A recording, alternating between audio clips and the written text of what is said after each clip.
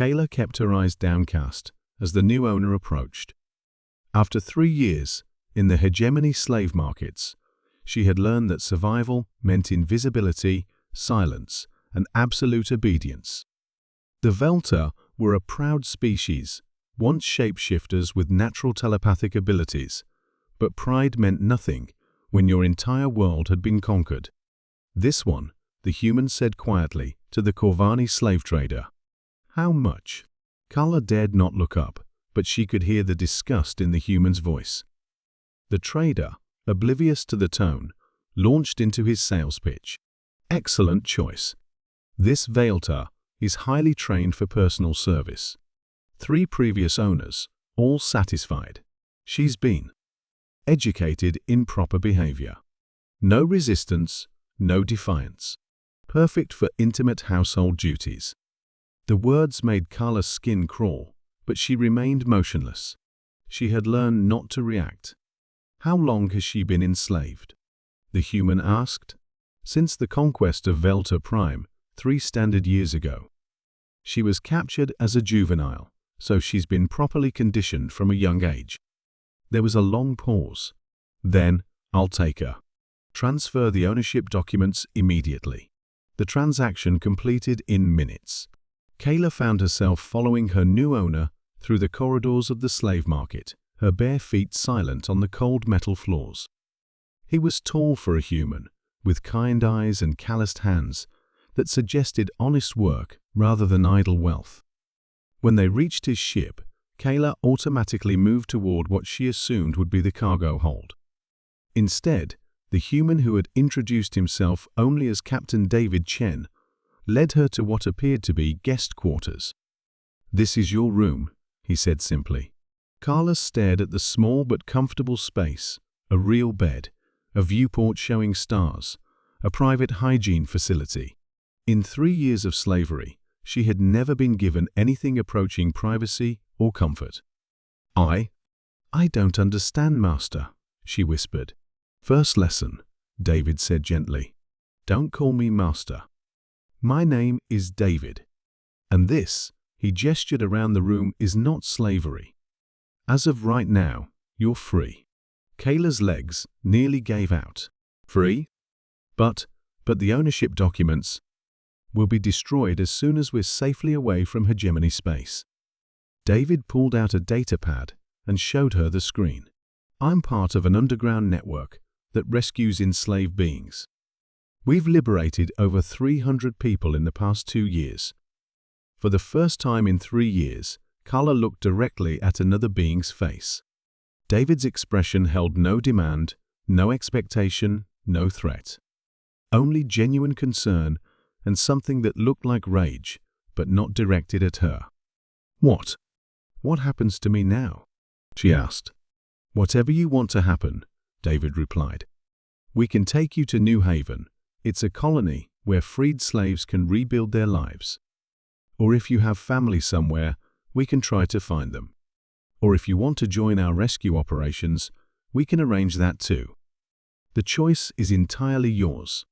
Over the following weeks, as David's ship traveled toward the outer rim, Carla slowly began to remember what it felt like to be a person rather than property. David treated her with consistent respect, never demanding anything, always asking rather than ordering. He gave her access to the ship's library, taught her to operate the navigation systems when she expressed interest, and listened with genuine attention when she talked about her life before the conquest. "My people were our artists," Carla explained one evening as they shared dinner in the ship's small galley. "We could shift our physical forms and project thoughts directly into others' minds. Our greatest achievement was collaborative art. Entire communities would shapeshift together while sharing a unified creative vision." "That sounds beautiful," David said. "Do you still remember how to do it?"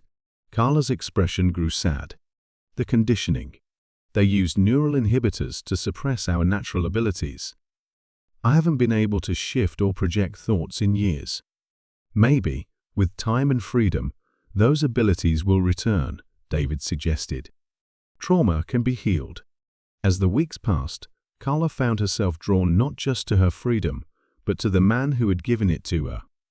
David never presumed, never pushed, never took advantage of her gratitude.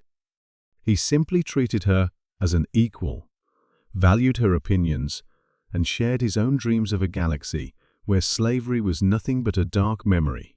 When they reached New Haven, Kayla made a decision that surprised everyone, including herself. "I want to stay," she told David, as he prepared to deliver her to the settlement administrators. "I want to help rescue others." David studied her face carefully. "Are you sure? This work is dangerous, and I want to be absolutely certain you're choosing this freely, not because you feel obligated." "I'm sure," Kayla said firmly. "For 3 years, I was helpless while others suffered. Now I can do something about it." Working together, over the next year, Carla and David formed an effective team. Her Vailter abilities slowly returned as the trauma of slavery faded, and she proved invaluable in identifying and communicating with enslaved beings of various species. David's tactical skills and Carla's empathic abilities saved dozens of lives.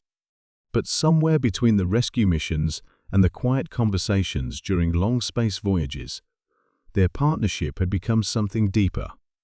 "I need to tell you something," Kayla said one evening as they watched the sunset from the surface of a friendly world where they had just delivered a group of freed slaves. "What is it?" David asked. I think I'm falling in love with you," she admitted. "But I need you to know that this isn't gratitude or obligation. It's not because you saved me. It's because of who you are, how you treat people, the kindness you show to beings you've never met." David was quiet for a long moment. "I love you too," he said finally, "but I need you to be absolutely certain that this is what you want.